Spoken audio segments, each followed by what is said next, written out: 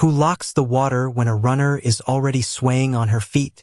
The voice cut through the military stadium as Maya Carter stumbled at the edge of the track. One hand braced on her knee, the other reaching toward a hydration station with a padlock through the handle. Evan Reed was already there in his gray maintenance shirt, a cold bottle in one hand, his face unreadable as Coach Brennan barked that he had no business crossing into the lane. Noah, standing behind the railing with a folded towel almost too big for his small hands, lifted his chin and whispered, "She needs it now." General Carter, watching from the far side of the stands, froze when Evan held the bottle out anyway and Maya took it with shaking fingers. Brennan smiled the way men smile when they think rules are on their side. But the smile didn't quite reach his eyes. The bottle sweated in Evan's palm, the water line at the top trembling as if the whole place had gone too still to breathe. 3 hours earlier, Evan had been in the service corridor behind the stadium, where the air smelled of hot rubber, machine oil, and sun-baked metal, and the fluorescent lights buzzed overhead with a tired, insect-like hum. He had come in early to check a leak in the West Side pipe run, the kind of small problem most people never noticed until it became somebody else's emergency, and Noah had followed at his heels with the towel folded just the way Evan taught him, neat corners, no drag, no fuss. On the maintenance cart beside the wall sat a case of unopened water bottles for the runners, but the hydration station on the track side had a printed sign taped over the spigot, closed for inspection. Evan stopped when he saw it. The paper was clean, too clean, and the tape along the corners had been pressed down by a hand that wanted the sign to look official, not temporary. He looked at the pipe box, then at the cart, then at the hallway camera with its tiny red light, and something in his jaw tightened. Noah noticed before anyone else. "Dad," he said softly, pointing at the ground near the cart. A thin wet trail ran from the base of the station to the drain, but the floor around it was dry. Someone had shut the water off recently. Not for a leak, for control. Evan crouched, set his wrench down, and checked the valve with 2 fingers. Fresh, recently turned. Not broken, just closed.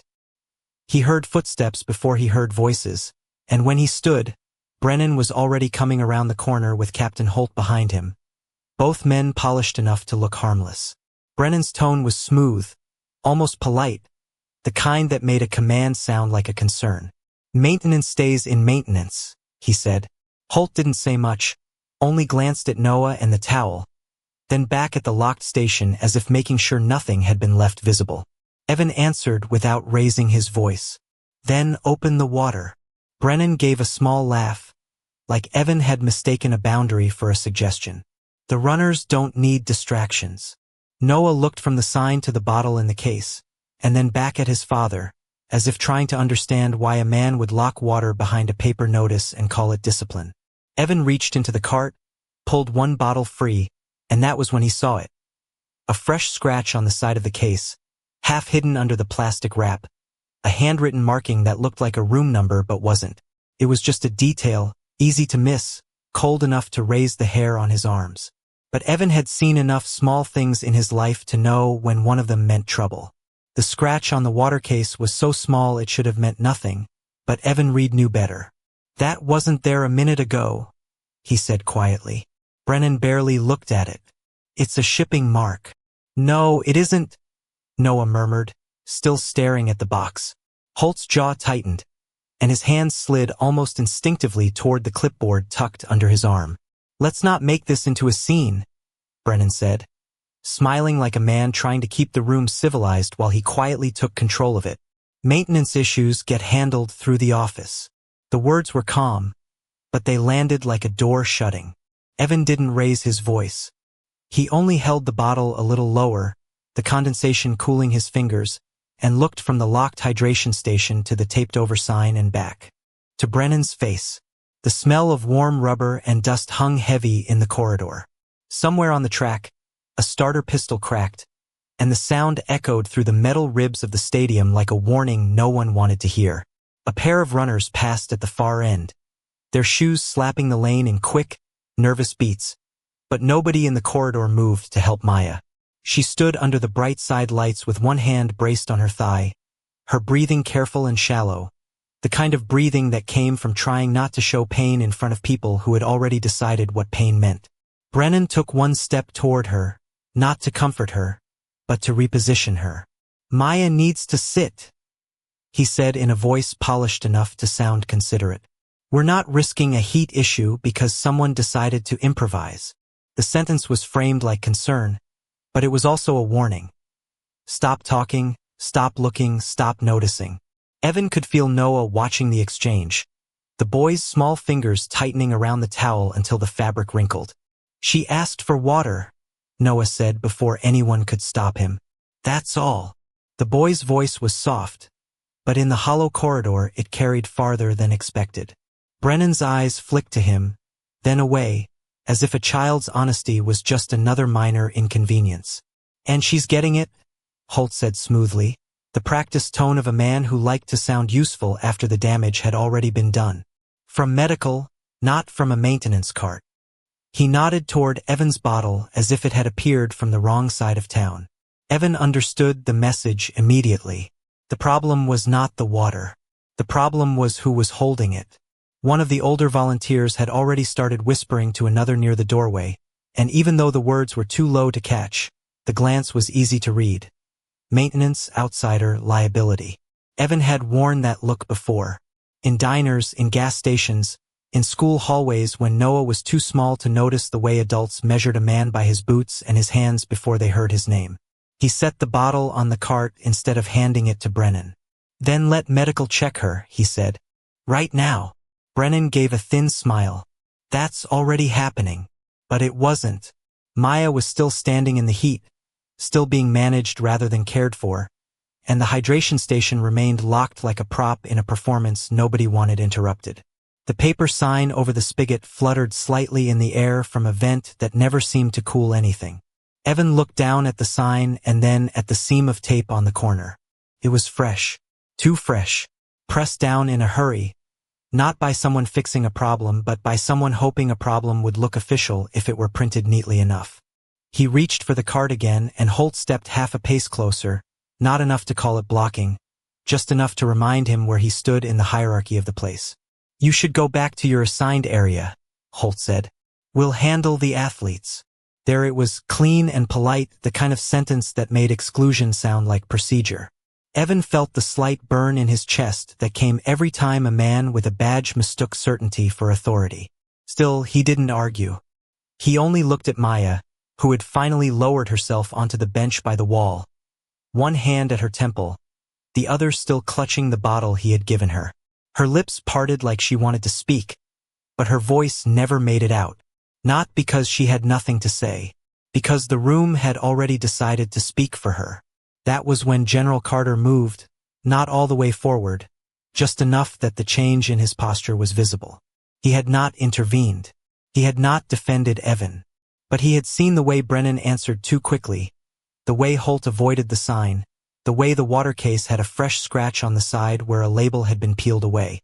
His eyes drifted to that mark, and then to the clipboard in Holt's hand, and for a moment the corridor felt a degree colder. "Who sealed the station?" the general asked.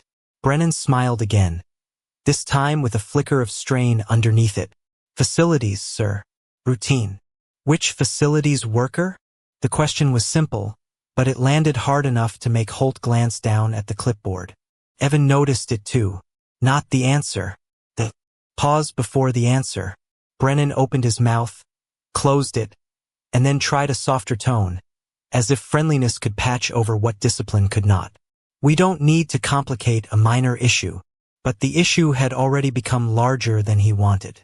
The taped sign, the locked water, Maya's shaking hand, Noah's childish but exact observation, the fresh mark on the case, the tiny delay in Holt's response. All of it had begun to stack into something that no smooth voice could flatten anymore. Evan bent, picked up the fallen edge of the paper sign, and saw a faint damp imprint underneath it, like the notice had been stuck over a surface that had been wet only moments before. He didn't say it yet. He just stared at that small, cold detail while the corridor stayed loud with the sounds of people pretending nothing was wrong. And when General Carter followed his gaze to the wet imprint, his expression changed in a way Brennan did not notice right away. The wet imprint under the paper sign was still there when Evan Reed crouched down again. And this time he didn't need another look to know the notice had been slapped over something it was meant to hide. He peeled one corner back just enough to see the old maintenance label beneath it, then pressed it flat again before anyone could accuse him of making a scene. Brennan was still talking in that polished, almost courteous voice men used when they wanted obedience to sound reasonable. "You've done enough," he said. "Step away from the station." Evan didn't answer. He just set the cold bottle back into the case, wiped his hands on the hem of his gray shirt, and noticed the time glowing on his cracked phone. 3:12 p.m., Noah's school pickup in less than 40 minutes, rent due tomorrow, and a text from Aftercare reminding him that Noah had been asking whether Dad was coming early. He slid the phone away without looking at the message twice. The air in the corridor smelled like hot concrete, damp paper, and the metallic tang of old pipes warming in the sun. Somewhere beyond the wall, a crowd cheered for a race that was already being decided in the wrong room. Maya had lowered herself onto the bench, one elbow on her knee, one hand still wrapped around the bottle he had given her, and the small tremor in her fingers was not panic anymore so much as exhaustion sharpened into humiliation. Evan saw the way her shoulders were drawn tight, the way she kept her chin level because she refused to give Brennan the satisfaction of watching her fold. Noah noticed too because children notice the things adults think they hide.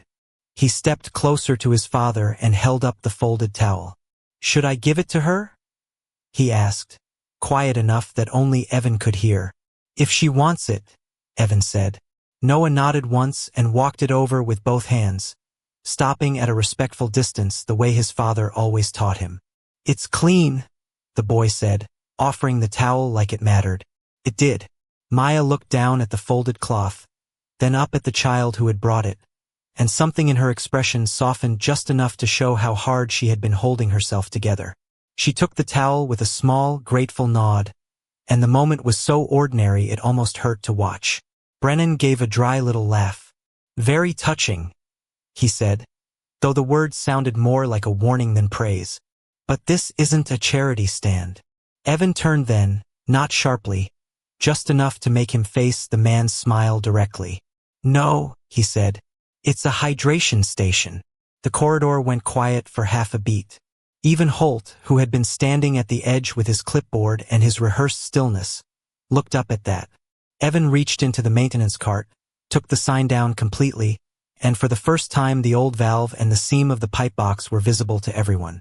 He knelt, loosened the cover with a wrench from his belt, and opened the access panel with the calm, practiced hands of someone who had spent years fixing other people's emergencies without applause. Water hissed softly in the pipe like a breath being let out after being held too long.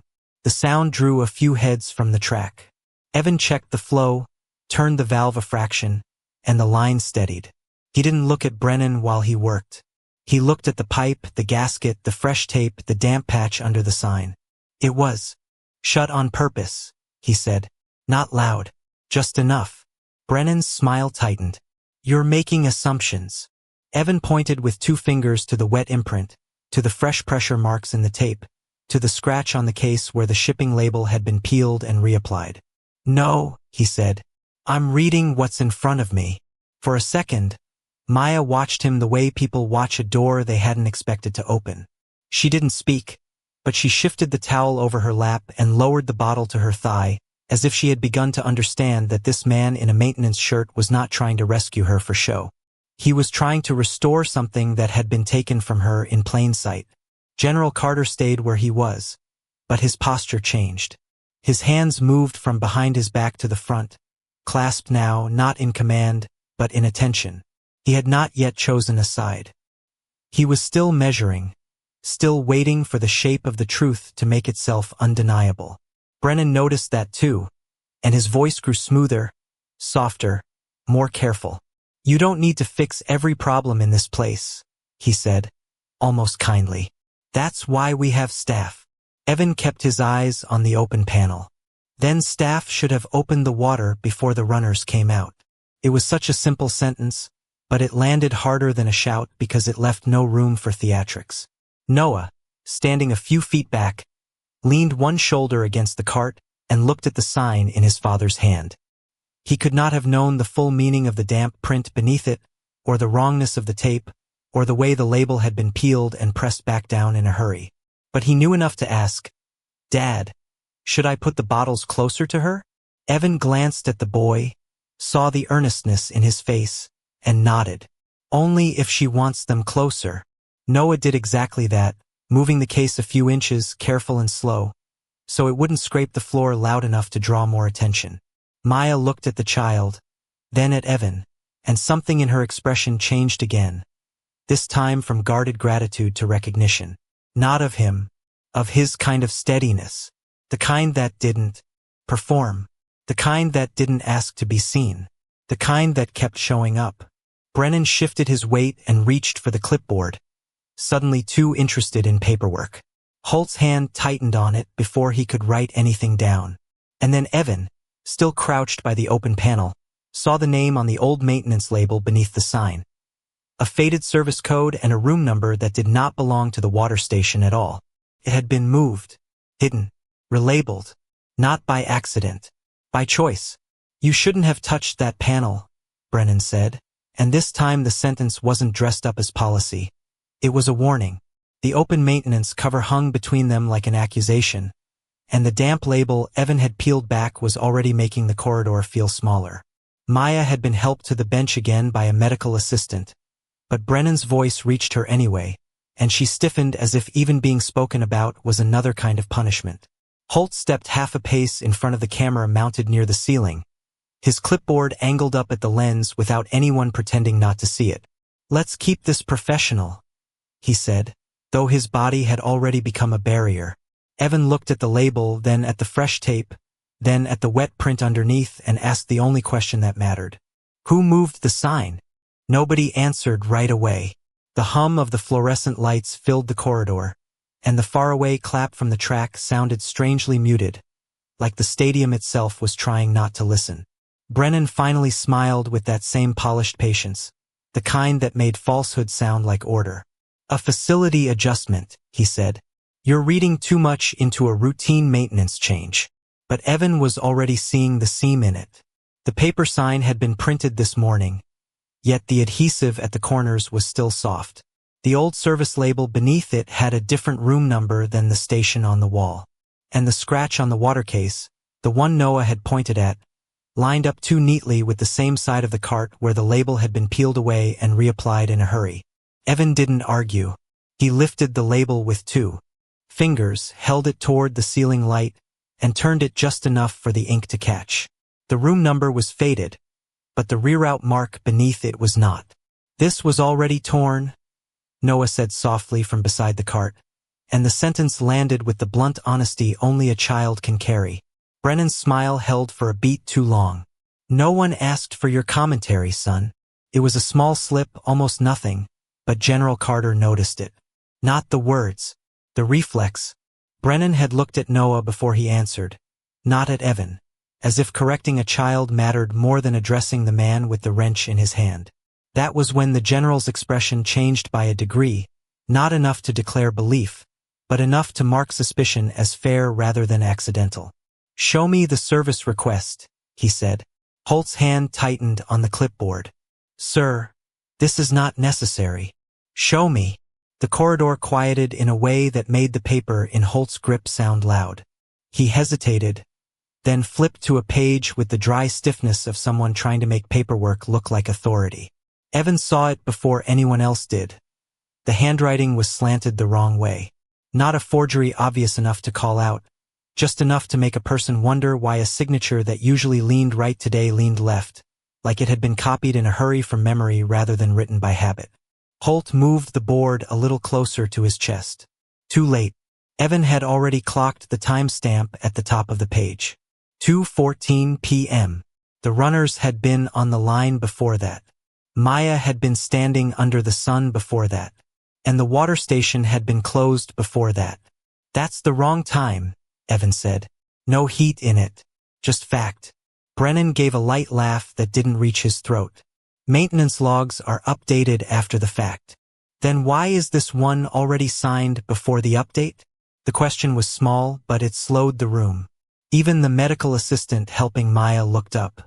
Brennan's eyes flicked once toward Holt, then away. That flicker was all Evan needed to know there was a thread there worth pulling.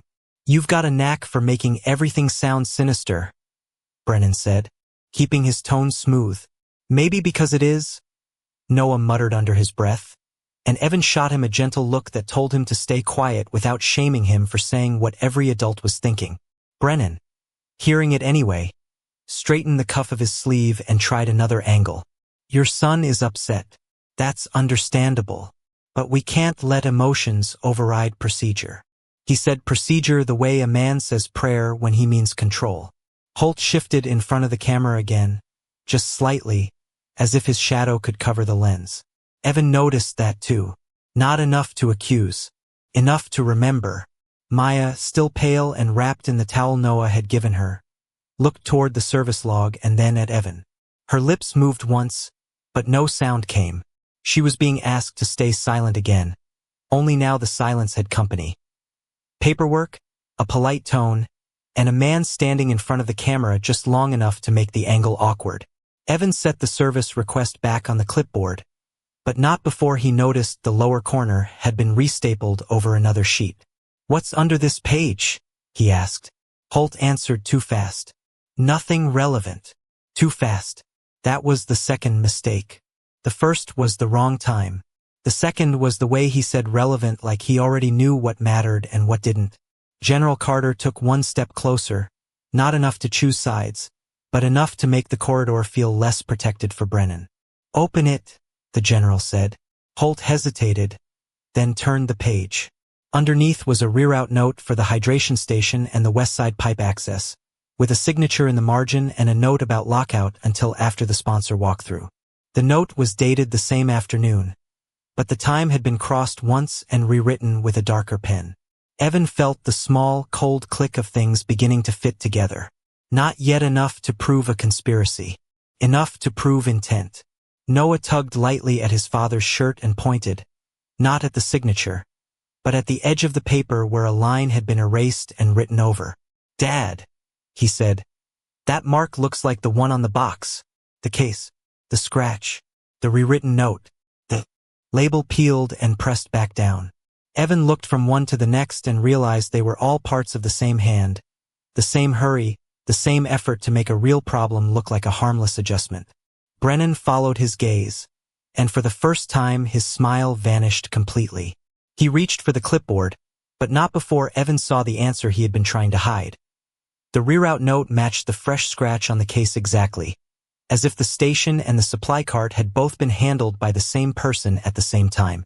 "That's not routine," Evan said quietly, and in the fluorescent hush that followed, the label in his fingers looked less like paper and more like the first thread in a seam about to split open. "Can you prove that?" Brennan asked, and the polished tone in his voice made the challenge sound almost reasonable. It was the same kind of reasonable that had locked the water station in the first place, the same kind that turned harm into procedure if enough people stood around nodding. Evan Reed didn't answer right away. He was still holding the rewritten service note between two fingers, the paper soft now from the humidity in the corridor, and the rerouted line in the margin looked darker than the rest because someone had gone back over it after the fact. General Carter's gaze stayed on the paper, then lifted to Evan, not trusting him yet, but no longer dismissing him either. Maya sat on the bench a few feet away, the towel folded across her lap, her bottle resting against her knee, her face pale under the harsh lights. Brennan noticed the general's attention shift and hurried to fill the space. "This is getting out of hand," he said. "Let's not turn a simple operations matter into a public accusation." The words were careful, polished, almost fatherly. But his left hand kept worrying the edge of the clipboard, thumb pressing hard into the board until the paper curled. Evan set the service note back on the clipboard instead of in Brennan's face. "Then show the original," he said. "Nothing more. No lecture. No voice raised. Just the kind of request a man makes when he knows the truth can survive daylight." Holt stepped in with a professional smile that didn't quite settle on his face. "We can pull the original file from the station terminal," he said. "No need to make everyone wait." He was already moving toward the camera mounted above the corridor, a habit too quick to be casual. his body angling itself between the lens and the group as if by instinct. Evan saw it. General Carter saw it too. "Don't block the camera," the general said. Holt stopped, one hand still half raised, and that tiny hesitation made the corridor go even quieter. The next sound was Noah's shoe brushing the concrete. The boy had drifted closer to his father and now stood very still, looking up at the camera, then back at the maintenance panel, then at the paper in Evan's hand. He was too young to understand the whole thing, but not too young to feel the shift in the air. "Dad," he said softly, "the light on that one is different." He pointed at the small red indicator above the camera housing. One blinked steadily. One didn't. Evan looked up. The lens cover on the corridor camera had a faint fingerprint on the edge, and the tiny access seam around the housing sat a little too open on one side, the way a door sits when it has been closed in a hurry, not locked. He didn't say hacked or tampered with. He didn't need to. He just reached up, touched the edge of the housing, and felt a slight looseness where there shouldn't have been any. "This one was opened," he said. Brennan smiled again, but the smile had lost its patience. "Or it was serviced." "By whom?" Evan asked. That question made Holt glance toward the doorway leading to the technical office. Not long. Just enough. One glance. One answer without words. General Carter turned slightly, and the room seemed to rearrange itself around that movement. "Show me the footage," he said. Brennan exhaled through his nose as if he were being made to deal with a nuisance instead of a possible cover-up. "Of course, sir. We'll show whatever is relevant." The word relevant came out thin. Holt pulled his phone from his pocket and tapped the screen twice, then paused as if the phone had not responded fast enough.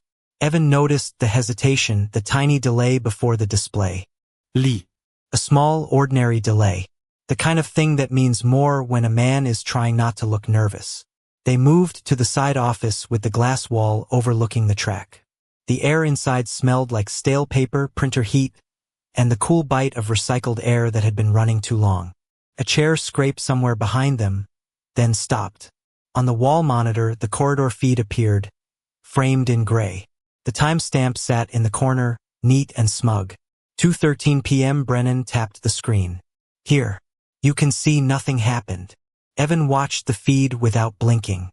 Maya's bench, the water station, Holt crossing the frame, Brennan stepping in, the sign on the station, the cart. Then a gap. Not a dramatic blackout. Just a cut so clean it might have been missed by anyone not trained to hear a machine breathe wrong. The image jumped from 2:14 to 2:19. 5 minutes gone. The room did not erupt. It got quieter. The kind of quiet that makes air conditioners sound loud. Evan tilted his head toward the monitor. "Play that again." Brennan folded his arms. "We already know the camera had a brief interruption." "No," Evan said. "Play the gap." A technician at the back of the office hesitated, then obeyed. The feed rolled back.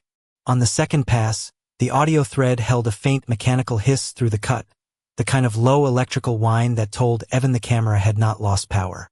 It had been stopped, opened, or switched. A real outage would have killed the hiss. This one didn't. The hiss remained, thin and continuous, like a lie trying to breathe through a paper bag. Evan's eyes narrowed. "Power never dropped," he said. The technician looked up. Brennan's smile slipped just a little. "You're making assumptions about equipment you don't know." "I know that sound," Evan said. He didn't explain it like a lecture. He simply touched the side of the monitor housing where the cooling vent sat and listened to the hum behind the display. That box was opened. The fan stayed live. General Carter took the remote from the technician's hand before anyone could decide to stop him. He didn't press play again. He just held the remote for a second and looked at Holt. "Why? Was it opened?" Holt straightened, shoulders stiff, voice careful. "Routine review." Brennan cut in too quickly. "We were checking the sponsor angle. Cameras sometimes miss the right framing in high-traffic events." There it was. The first real sliver of the larger structure behind the corridor. Sponsor angle. Not safety. Not maintenance. Image. Evan glanced at Maya, then back at the monitor. A frame by itself had changed there, just one right before the cut. In that frame, Maya had been standing under the harsh light with her hand out for water, and behind her, partially reflected in the metal of the cart, was a second figure near the service door. Someone tall, someone not supposed to be there, someone whose shoulder patch flashed for half a second before the jump. Evan leaned in. "Freeze it." The technician froze the frame. The patch was blurred, but not invisible. Military. Specific enough to matter, not specific enough to name yet. Noah let out a tiny breath. "That wasn't Dad," he whispered, more to himself than anyone else, because even he could tell that the figure in the reflection had not been one of the maintenance staff. General Carter moved closer to the screen. His face changed, not with anger, but with recognition of a problem that had just become deeper. Brennan saw it too and tried one more soft smile, the last mask available to him. "Sir, we can sort this privately." The suggestion landed badly. Private meant controlled. Controlled meant hidden. Evan watched the general's hand tighten around the remote. It was the first time anyone in the room seemed to understand that the wrong person might have been managing the right camera for a very long time. The technician, now pale, pointed at the timestamp. "That gap shouldn't be there," he said quietly. Evan didn't look at Brennan when he answered. He looked at the frozen frame, at the patch in the reflection, at Maya's bottle still resting against her knee in the hallway outside, and at the thin line of authority beginning to crack open around the edges. "No," he said. "It shouldn't." The technician's quiet confirmation that the camera gap should not be there changed the air in the office more than any shout could have. For a moment no one moved. The wall monitor held the frozen frame of Maya at the hydration station, one hand out, the other still shaking from heat, while the blurred reflection of a second figure lingered beside the service door like a ghost caught in cheap glass. Evan stood still with his hands at his sides, not because he had nothing more to say, but because he knew better than to spend anger before the truth had enough weight to carry it. General Carter took the remote and turned the screen off. The room did not get brighter without the monitor. It only got more honest. "Get me the original file," he said, and the technician nodded once and disappeared through the side door toward the record station. Brennan tried to answer before anyone else could move. "Sir, this is being misunderstood." But the words came too quickly now, too smooth in the wrong places, and the edge in his smile had started to crack. Holt was already looking at the clock above the printer, then at his phone, then back at the glass wall where the corridor outside reflected all of them in a long, thin strip of light. Evan noticed the phone first. Holt had turned it face down on the table, but not before the screen lit with a message preview and a base routing code at the top. Not a personal text. A logistics contact. One that didn't belong to a routine track meet. Evan did not reach for the phone. He only looked at General Carter. "If you want the full answer," he said, "don't stop with the camera." The general's eyes narrowed slightly. "What else?" Evan turned the rewritten service note over and pointed to the reroute line that had been crossed out and written over. "That note isn't the first change. It's the last one." Holt's mouth tightened. Brennan's hand moved once toward the clipboard and stopped halfway, as if even he understood how desperate that would look. The technician came back then carrying a thin folder in one hand and a printed sheet in the other. The page was fresh from the copier, still warm enough that the corners curled faintly in his grip. He set both on the table between General Carter and Brennan. "Original access log," he said quietly, "and the maintenance export from the morning file." No one touched them for a second. The paper sat there under the office light, plain and dangerous. Evan saw the first line before anyone else did. The hydration station had been locked at 1:58 p.m. by a keycard assigned to facilities, then opened again at 2:06, then relocked at 2:13, right before the camera gap. The same card had also been used at the west side pipe access and the service door. One card, 3 points of control. That pattern was larger than a single dirty trick. It was a method, a habit. Who had the card? General Carter asked. Holt spoke before Brennan could shape another polished sentence. "Shared access," he said. "For efficiency." The answer was so fast that it gave him away. Efficiency was the kind of word people use when they want a chain of custody to sound like convenience. Evan watched the general's gaze move from Holt to the access sheet, then to the service log, then to the date stamp on the camera export. The light from the corridor shifted as a cloud passed over the sun, and for a second the room looked almost gray. Shared access doesn't explain the timestamp gap, the general said, or the reroute note. Brennan laughed softly, but the sound came out thin. We're talking about event operations, not a court case. Evan's voice stayed low. Then why are there 3 different files edited within 12 minutes? That question changed the room. Even the printer in the corner, which had been rattling softly for the past minute, stopped with a little mechanical click. Silence took its place so abruptly that everyone heard the air conditioning kick on. The technician looked down at the folder again, then at Evan, and then, with a small hesitation, at the maintenance label in Evan's hand. There's more, he said. He slid a second page out of the folder. It was a sponsor schedule with handwritten notes in the margin, the kind of notes that usually disappear after a meeting if nobody thinks to keep them. Evan read the line aloud because he knew words mattered when they were put in the right light. Hydration stations secured until sponsor demonstration concludes. Keep lane clear for optics. He did not raise his voice. He did not need to. Maya, still on the bench outside the office, turned her head when she heard the phrase keep lane clear. General Carter heard it too. Brennan closed his eyes for half a second, just long enough to be seen doing it. That's not what it means, he said. But now he sounded like a man trying to shrink a sentence that had already escaped him. Optics, Evan repeated, and the word tasted wrong. So this wasn't about safety. Brennan looked at him with a brittle smile. You enjoy making assumptions. Evan shook his head once. No. I enjoy reading what people write when they think nobody lower than them will notice. That hit harder than a confrontation because it was true enough to be uncomfortable. Holt reached for the sponsor schedule, then stopped when the general put one hand over the page. His hand was calm, but it had authority in it now. Who wrote this? The general asked. Holt glanced at Brennan. Brennan glanced at the phone face down on the table. The second his eyes moved there, Evan understood that the phone mattered. Not as a prop, as a link. He stepped closer, not toward Holt, but toward the table, and looked at the phone's corner where a military-style patch sticker sat peeled half loose from the case. The same patch he had seen in reflection on the frozen frame. He didn't know the name behind it yet, but he knew the shape of the access was not local. That patch, Evan said, pointing with one finger, doesn't belong on a contractor's phone. Holt reached for the device too quickly and then stopped when he realized everyone had seen the move. General Carter's face changed. Not all at once, just enough for the room to feel it. He recognized the patch. Not as a memory he could name yet, but as a connection to a chain bigger than Brennan's little corridor. Whose phone is that? He asked. Holt swallowed. Brennan answered instead, too fast again. A logistics consultant's. The words came out wrong.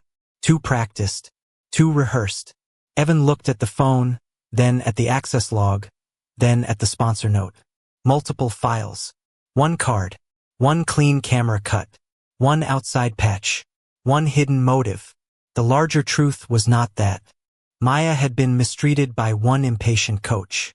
It was that someone had been shaping the environment around her before she ever stepped onto the track, trimming footage, rerouting water, and editing paper until control looked like order. General Carter saw it then, not as a guess but as a structure. A system. His hand came down flat on the table over the logs, and the sound was small but final. No more private explanations, he said.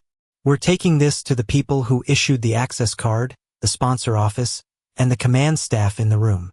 Brennan's face tightened so hard the polite mask almost tore. Sir, that will create a public issue. It already is a public issue. The general's voice was even, but it had the weight of a locked door opening. Evan heard the corridor outside before he saw it through the glass. Footsteps slowing, then stopping, then a few voices falling quiet as people sensed that something had changed and wanted to know what.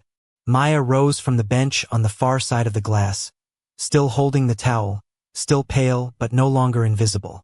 Evan did not turn the evidence into a weapon.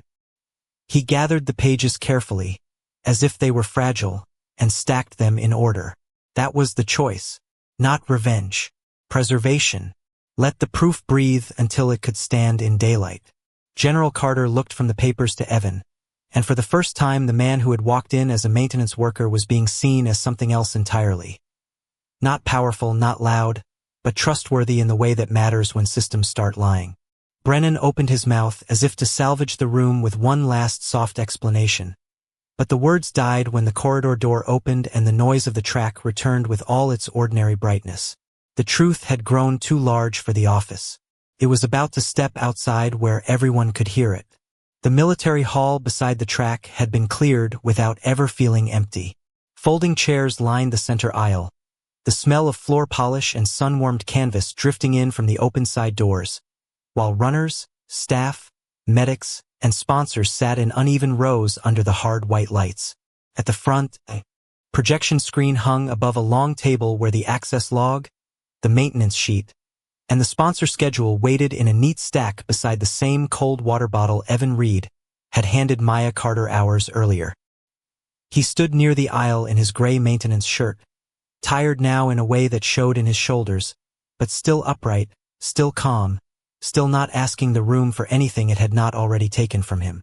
Maya sat to his right with the towel folded in her lap, her face no longer pale with panic but still carrying the quiet aftershock of being believed too late.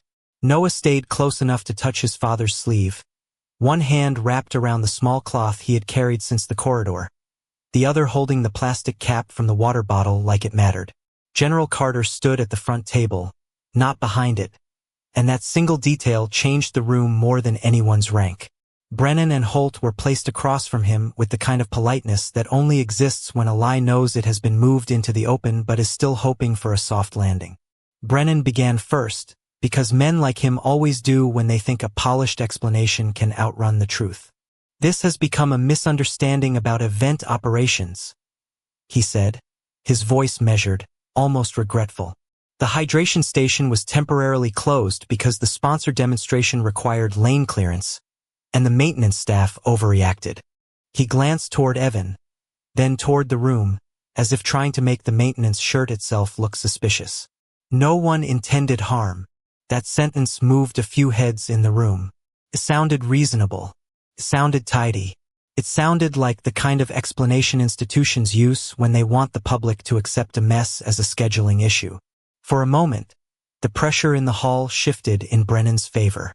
A sponsor in the second row folded his hands. One of the assistant coaches looked down at the table. Even Noah stopped moving. Brennan saw the pause and leaned into it. There are procedures. There are chain-of-command decisions. And there is a difference between a routine access change and some kind of accusation. The room had gone so still that the air conditioner's low hum was suddenly the loudest thing in the hall. That was the first retention spike, the one that almost let Brennan recover the frame of the story. But Evan did not answer with anger.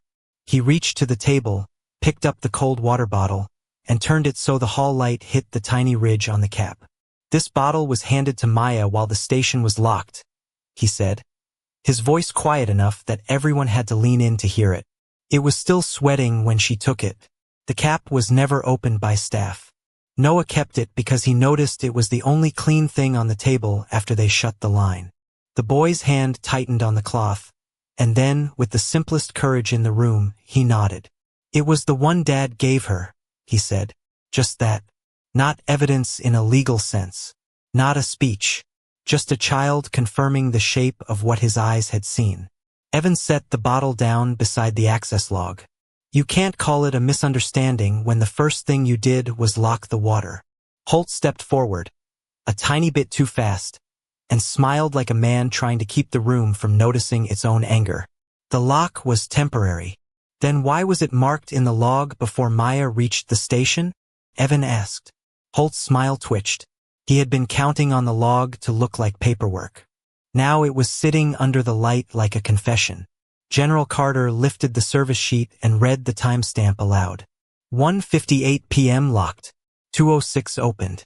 2:13 relocked. He looked up. The runners were already in heat at 1:58. Brennan's mouth opened, then closed again. He still looked professional, and that was almost worse. "Timing errors happen," he said. Equipment isn't perfect. That was the second retention spike, the one that should have steadied him and did not. Because Evan reached for the sponsor schedule, placed it next to the log, and tapped the handwritten line in the margin without spectacle or flourish. This wasn't an equipment error, he said. It was a decision. The hall got quieter. Someone in the back shifted in a chair, and the scrape of metal on tile sounded like a door opening in a church. Brennan's eyes followed Evan's finger to the phrase "keep lane clear for optics," and for the first time the words looked ugly even to the people who had not yet decided what they believed. That note was about crowd flow, Brennan said quickly, but the speed of it made it weaker, not stronger. Optics, Evan repeated. That's not crowd flow. That's image. He turned the page slightly toward the room so they could all see the crossed-out time and the darker pen written over it. And this rewrite wasn't done by accident. Holt moved before anyone could ask him to, stepping closer to the table as if proximity could cover the angle of a bad decision. This is being taken out of context, he said. Then he made the mistake. He looked at Brennan and said, You said the consultant wanted a clean demo. The room heard it. General Carter heard it. Maya heard it. Noah heard it, though he only understood the tone, not the full meaning. Brennan turned his head so sharply the movement almost sounded loud. That isn't what I said. It was enough. One slip. One phrase that came from inside the room instead of outside it. Evan's face didn't change, but his eyes did, because he had been waiting for the first crack that would show where the weight was really coming from. Consultant? He asked softly. What consultant? Holt's hand moved to his phone out of reflex and then froze halfway there when he realized everyone had seen the move. General Carter straightened. Give me the phone. Holt looked at Brennan, and Brennan looked at the screen above the hall as if the projector itself might rescue him. It did not. Noah, still near his father, stepped forward a half pace and pointed toward the front table. Not at the men, but at the paper stack. That's the one with the black patch, he said. The one in the reflection. The child's voice was small, but the hall heard every word because nothing else was making a sound. Evan glanced at him once, just enough to reassure him, then turned back to the table. The water bottle, the service log, the sponsor note, the camera printout, the phone with the half-loosened military patch sticker on its case. Each one had been gathered from a different moment, a different layer, and now all of them sat in the same light. Brennan tried one last time to hold the room with professionalism. Sir, we should continue this privately. General Carter's answer came without force. Only wait. No. Not this time. He reached toward the paper stack, then stopped, because the next folder beneath the sponsor schedule was still sealed in a plain manila envelope with a red inventory mark across the flap. No one had opened it yet. The hall seemed to lean toward it, waiting. General Carter put his hand on the envelope and lifted it just enough for the seal to catch the light, while Brennan's face lost the last of its calm and Evan stood perfectly still, knowing that whatever was inside that folder was the final thing standing between a story and the truth that would end it. When General Carter broke the red inventory seal, the room seemed to lean toward the table. The paper inside was thinner than the moment it carried, but the weight of it pulled every eye in the hall down with him. He slid out the top page first, and what surfaced beneath the fluorescent lights was not just one document but a chain. The original access audit, the uncut camera export on a base-issue drive, and a command memo stamped with his own office seal. For a second, nobody breathed. The screen above the table came alive again as the technician connected the drive, and the frozen image from the corridor returned, this time with the missing minutes restored. The hydration station was still locked. Maya was still standing there, reaching for water. And in the reflection beside the service door, the same military patch flashed clearly enough now to be unmistakable. Holt's hand twitched at his side. Brennan's smile vanished so quickly it looked like it had never been real. General Carter read the memo once, then again, and the hall heard the quiet drag of paper between his fingers. No public sponsor demo is to interfere with athlete hydration access. He read aloud, each word clear, measured, impossible to soften. No exceptions without command approval. Maya Carter is not to be used for optics. The last line landed like a door closing somewhere. deep in the hall. A few heads turned toward Maya at the side table. She had gone completely still, the towel folded in her lap, her mouth slightly open as if she had just been handed back a name she had been forced to hide. The general looked up from the memo and then, for the first time in front of everyone, turned his eyes toward her as a father rather than a commander. "She is my daughter," he said. The room did not react at first. It froze. Not because the words were unclear, but because they were too clear.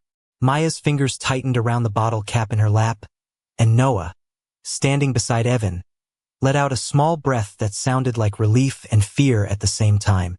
Evan did not move. He only lowered his gaze for a second, enough to steady himself, then looked back up at the table as if the truth had been waiting there all along and only now had the courage to speak. Brennan recovered first, because men like him always try to survive the truth by renaming it. "Sir, with respect, this is being misunderstood," he said, his voice dry around the edges. "We were following the sponsor protocol."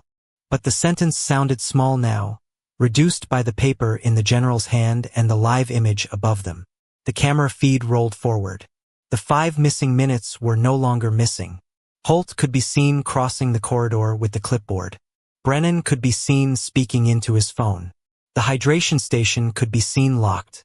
And then, just before Maya reached the bench, Holt could be seen pausing at the service door and glancing toward the patch on his own phone case as if checking whether the person on the other end still had control of the script. The room heard the faint click of the projector cooling fan. It was the only sound. General Carter's face did not harden. It emptied of patience. He opened the second page in the envelope and held it under the light. A chain of custody sheet. A note from base compliance. A signature authorization for access keys that had been routed through Brennan's office and then used by Holt to override the water station lockout. The same access card number appeared on 3 separate entries. The hydration station, the West Side pipe panel, and the service door. 1 card. 1 pattern. 1 lie repeated until it started to look like procedure. "This was not a mistake," the general said. His voice was level, and that made it more dangerous. It was an order ignored, a file altered, and a record manipulated to keep a public image clean while my daughter stood in heat without water. Brennan's mouth opened, but no sound came out. Holt's eyes dropped to the table and stayed there. His pen slipped from his fingers and struck the floor with a tiny metallic tick. The sound was absurdly small, and yet everyone heard it. That was the sound of a room losing its alibi. The technician, standing near the sidewall, reached into his folder and handed over the last printout, the original camera timing report. The red line at the bottom showed no power loss, no technical outage, just a manual interruption. The missing footage had not vanished on its own. Someone had removed it. General Carter took the sheet and placed it beside the memo, then looked across the hall not at Brennan, but at the sponsors, the medics, the runners, the staff, the people who had been told this was all a matter of operations. "This is the part where we stop calling things by softer names," he said. The hall had gone so quiet that when Maya shifted in her chair, the fabric of the towel made a sound against her knee. She stood slowly, still pale, but no longer bent by the room. Evan turned his head just enough to check on her, and Noah instinctively reached for his father's sleeve. The child's fingers closed there with a trust that didn't need words. Maya looked from her father to Evan, and something in her eyes broke loose at last. Not tears yet, but the first end of being alone inside the story. "I didn't want special treatment," she said, her voice rough from hours of silence. "I wanted water." No one answered that. They did not need to. The truth had already done the work. General Carter set the memo down, then stepped away from the table and into the aisle, where everyone could see him without a screen between them. He faced Brennan and Holt with the calm of a man who had no need to raise his voice because the room had already heard enough. "You are both suspended pending full command review," he said. "Your access credentials will be surrendered before you leave this hall. The sponsor office will answer for the route of this memo, and the footage will be preserved in chain of custody." Brennan went still in a way that looked almost human. Holt swallowed hard and kept his eyes on the floor. The crowd, which had been restless and whispering only minutes ago, now sat in a silence so complete it felt like the hall itself had stopped moving. It was not the silence of confusion anymore. It was the silence of recognition. Evan finally reached forward and set the water bottle on the table between the papers and the sealed envelope, as if putting it back where it belonged. His hand lingered there for 1 second, then withdrew. He did not smile. He did not look triumphant. He only stood beside his son, straight-backed and tired, the way a man stands when the truth has finally reached the light without needing him to shout it there.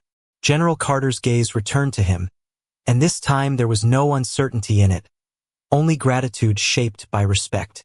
The maintenance shirt, the grease, the quiet hands, the steady way Evan had kept choosing dignity over revenge. All of it now sat in the room as evidence of another kind. Not rank, not wealth, character. Maya's breath steadied. Noah's grip on his father's sleeve loosened. Even the fluorescent lights seemed to settle, less harsh now, as if the hall itself understood that something irreversible had happened. The truth had been admitted. The lie had lost its cover.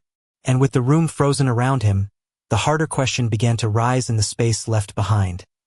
Now that the world had finally seen what kind of man Evan Reed really was, what would he choose to do with the strength he never asked for?